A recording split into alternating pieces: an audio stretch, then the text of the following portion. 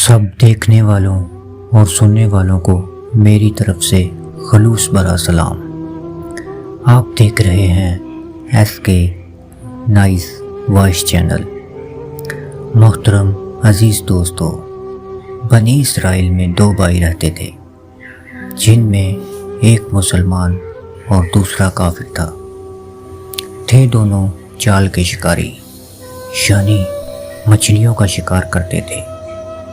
کافر بت کو سجدہ کرتا، مگر جب مچھلیوں کے لیے جال دریا میں ڈالتا تو جال میں اس قدر مچھلیاں آ جاتی کہ جال کھینچنا مشکل ہو جاتا۔ مگر مسلمان کے جال میں صرف ایک ہی مچھلی آتی اور وہ اس پر صبر کے ساتھ اللہ کا شکر ادا کرتا۔ اتفاقاً ایک روز مسلمان کی بیوی اپنے مکان کی چھت پر گئی اور اس کی نظر کافر کی بیوی پر پڑی، جو بہت سا زیور اور خوبصورت لباس میں آراستہ تھی۔ یہ دیکھ کر مسلمان کی بیوی کے دل میں وسوسہ پیدا ہوا کہ کاش میں بھی ایسی ہوتی۔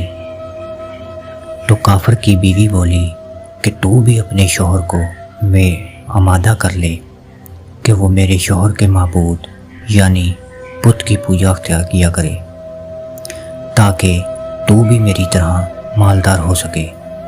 یہ سن کر مسلمان کی بیوی غمزدہ ہو کر نیچے آ گئی۔ جب اس کا شوہر گھر آیا تو بیوی کا حال دیکھ کر دریافت کی کہ ایسی کیا بات ہوئی کہ آج اتنی غمزدہ معلوم نظر آتی ہو۔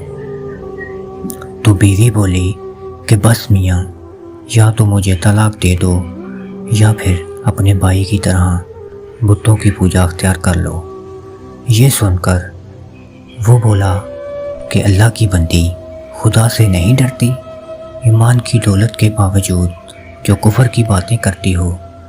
تو وہ عورت بولی کہ بس اب مجھے زیادہ باتیں مت سناؤ، میں ننگی پوجی نہیں رہ سکتی، جبکہ دوسری عورتوں کی طرح، خصوصاً تمہارے بھائی کی بیوی جو بہت سا زیور اور خوبصورت لباس میں آراستہ رہتی ہے۔ بس جب اس مرد مومن نے دیکھا کہ عورت ضد پر اتر آئی ہے اور اس کا اسرار حد سے بڑھ گیا ہے، تو اس نے بیوی کو تسلی دی اور بولا کہ پریشان مت ہو، میں صبح کاریگروں کے ساتھ مزدوری پہ جاؤں گا اور ہر روز تم کو 2 درہم لا کر دوں گا، جس سے تم اپنی حالت درست کر لینا۔ بس یہ سن کر عورت کو کچھ تسکین حاصل ہوئی۔ صبح سویرے وہ مرد مومن مزدوری کی تلاش میں نکلا، مگر کسی نے اس کی مدد نہ کی۔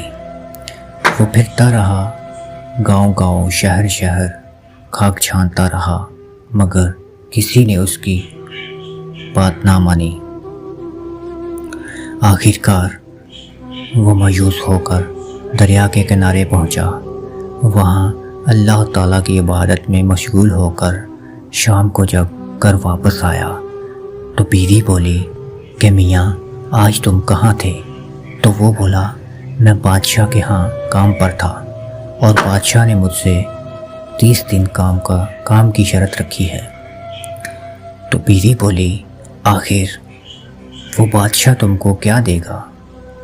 تو وہ بولا کہ میرا بادشاہ بڑا کریم ہے، اس کے خزانوں میں مال و دولت کی کمی نہیں، وہ مجھے وہ سب کچھ دے گا جو میں چاہوں گا۔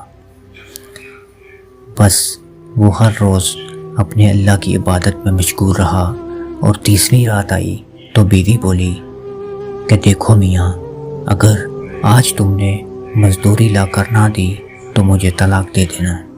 یہ بات سن کر اس مرد مومن کو مشکل ہوئی اور وہ ایک یہودی کے پاس گیا اور بولا کہ تم مجھے کام پر لگا لو گے؟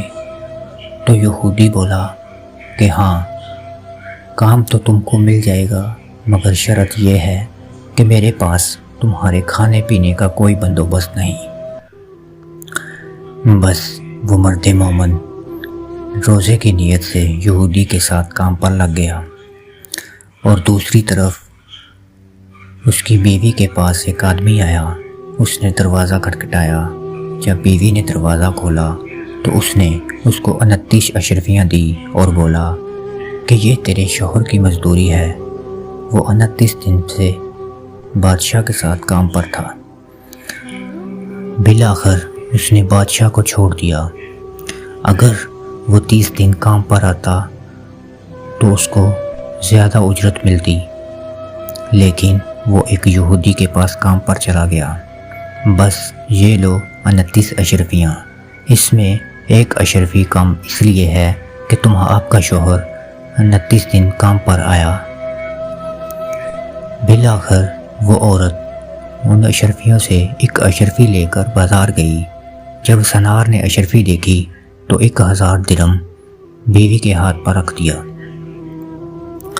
جب اس کا شوہر گھر آیا تو وہ بولی کہ میاں آج تم کہاں تھے؟